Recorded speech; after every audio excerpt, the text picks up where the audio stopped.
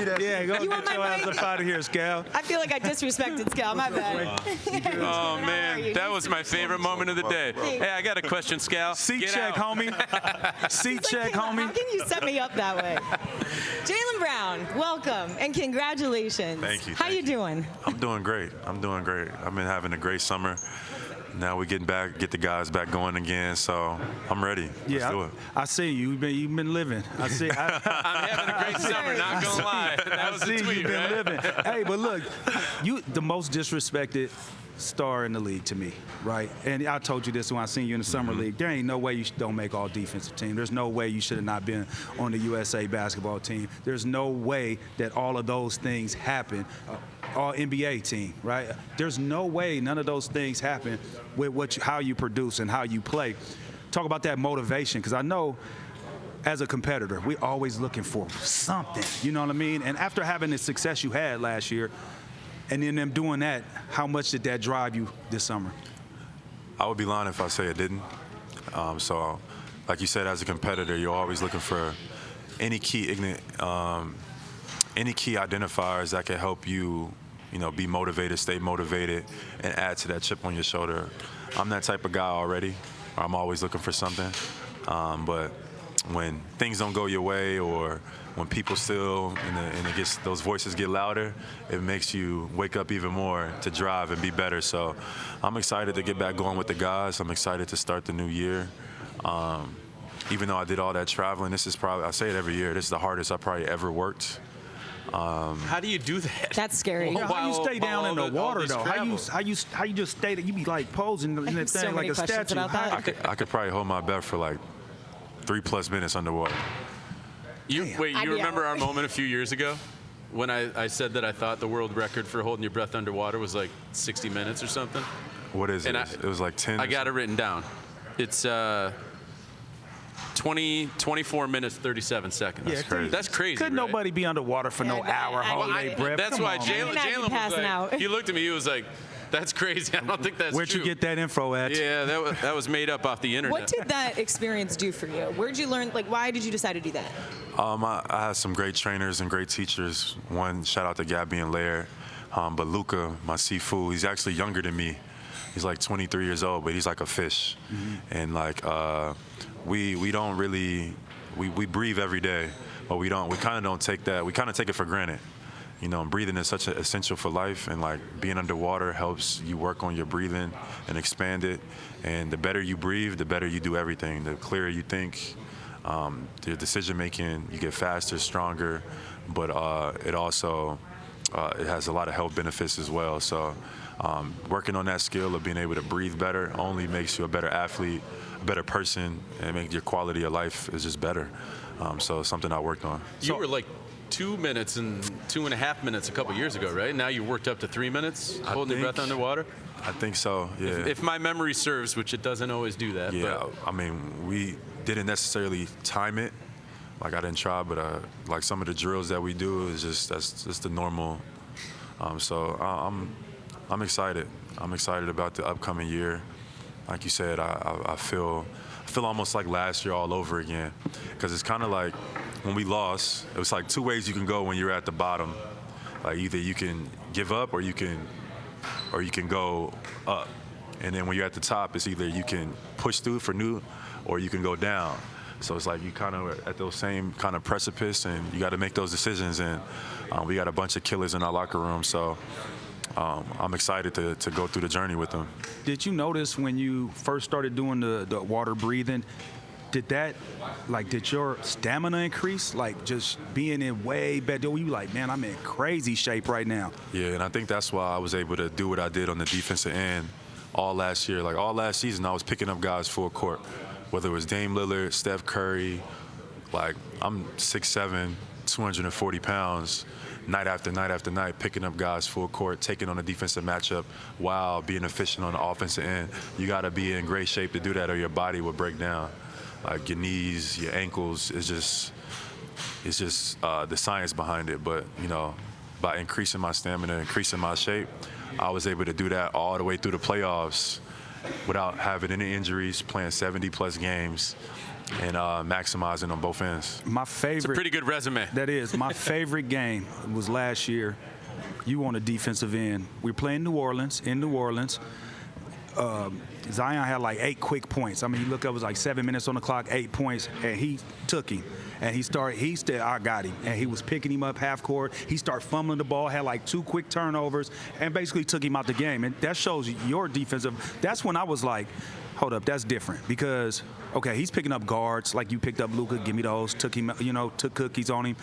You say you was guarding Dame Lillard's, guys like that. And then to go to Zion, that's a total different monster.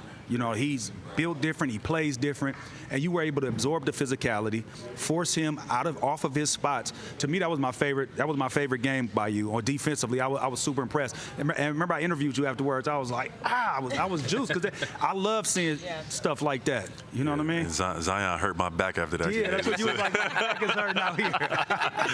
For sure, but we praise offensive ability and having versatility to be able to do certain things on offense, but we don't really praise defensive versatility, being able to guard multiple positions, being able to chase a guy off a screen, being able to pick a guy up full court, being able to battle with a big, being able to do all of those things add to your defensive arsenal.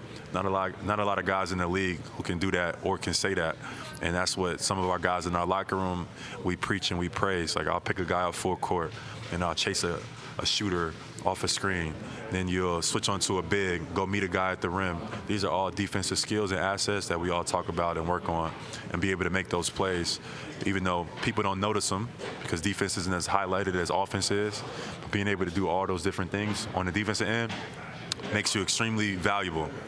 You said, you want to go? Go ahead. No, go ahead. Thank you.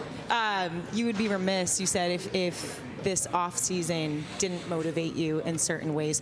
I look back to that championship game, and you guys had, I think, all but 2-3 players that scored, and the unselfishness that, Eddie, you mentioned here right from the start. Going into another year with arguably the same group, how much of a payoff is that in a way that can benefit you guys when you play with that unselfishness and you and JT as leaders of that? Yeah, it's a part of our style. It's a part of like the culture that we built, playing the game the right way. Everybody, using every aspect of our team to help uplift the whole group. Like, we need everybody. We need the best out of Peyton. I need the best out of Sam. I need the best out of X. I need the best out of Luke, and I need the best out of the guys that is in front of us, Derek White, Drew. And we kind of learned that as we've gotten older in our careers because, like, we've been close. We knocked on the door for like 5 or 6 years and failed.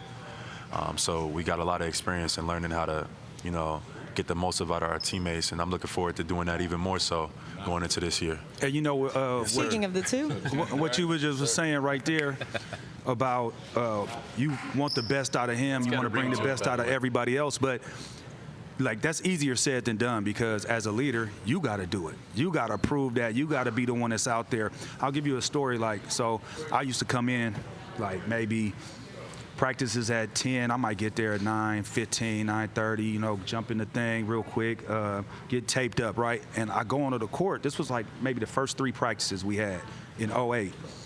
And Ticket is in full sweat, like going to work, working on his post moves, playing one-on-one G-unit runs. And you know what it made me do? I was like, man, I ain't shit. I can't believe I'm over here dragging, and the best player – we made over $300 million at the time. All the accolades, MVP, all that type of stuff is in here working this hard. I can't let him down. Yeah. And so when you were just saying that, that made me. It reminded me of that. It's like when you work your butt off, then somebody else is gonna be like, I gotta do it. I can't let him down. I'm gonna stay after, get some extra shots. Be like, start pulling you to the side, like, hey, come on, let's get some extra shots. You be like, yeah, let's do it. Now we both working on our stuff. You know what I mean? And what is that? Iron sharp as iron.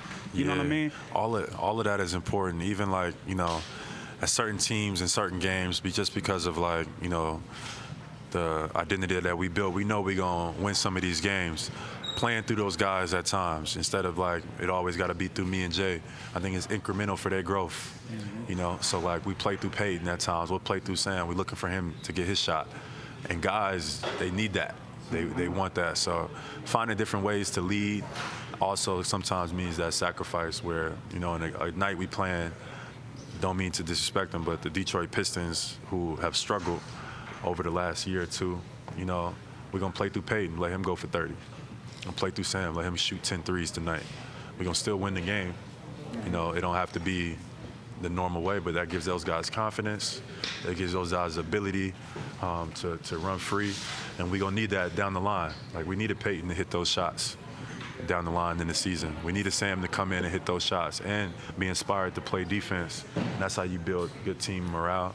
I'm looking forward to doing stuff like that and helping our guys grow. You know what X said about you before he hit that corner 3 in Game 3? He said you told him, like few days before, like, man, you know what? Just stay ready. You're gonna be ready. You had seen I see your work. I seen him working. And you're like, it's gonna come. I'm gonna come And to he said, you. let it fly. And see, so when you I knew it was good before he even. You said that after the but game. see, that's important too, because then when you have your guys believing and you done put in all this work and you ain't been getting on the court, right? You like, damn, man, what I got to do to get out there? And then your star player come and is like, yo, be ready. I'm going to come to you, man. You're going to get your shot. You're going to get your chance. I'm going to be ready and let it go. And that makes it was already in before. When you passed it to him, that ball was going in because of just the energy that was behind everything that went into it. We see the finishing product, but we didn't see him working. We didn't hear that conversation you had until he just told us. So when that ball went in the air to him, that it was already ordained. You already knew. If you see like my body language, when I pass it to him, I kind of start almost running That back. is the best kind of infectious energy that it translates onto the court. So I know that a lot of these Celtics fans are excited to see that continue into this next season. And I will say congratulations on the initiative in exchange. BXC That's dope. recently launching an initiative to Bay, revive too. Black Wall Yep, I Street. seen So you awesome what with you're doing in the J-Kid. community. Just Can you leader. touch on it real quick of just what the Boston Exchange is all about? Yeah, being able to, kind of help redirect the wealth disparity here in Boston. I've been here for 9 or 10 years, and that's been an issue that nobody likes to talk about.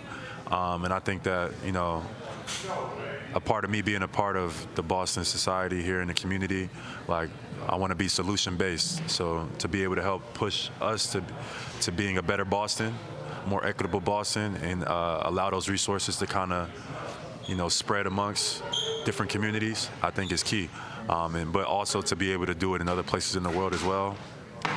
Second home in the Bay Area, being able to partner with Jason Kidd, even though we just put it on him and got that championship, he was able to put that to the side and be like, I want my community to be better as well. I want my community to be more equitable as well. How can we build a plan here? So being able to unite with guys who care about their community, that's the best investment I think I'm gonna ever make, is the community that I stay in and the community that I grew up in. So that's what I stand on, that's what I believe in, and that's where I spend a lot of my time.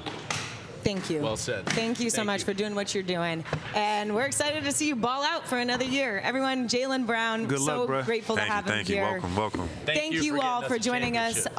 on this Celtics Media Day.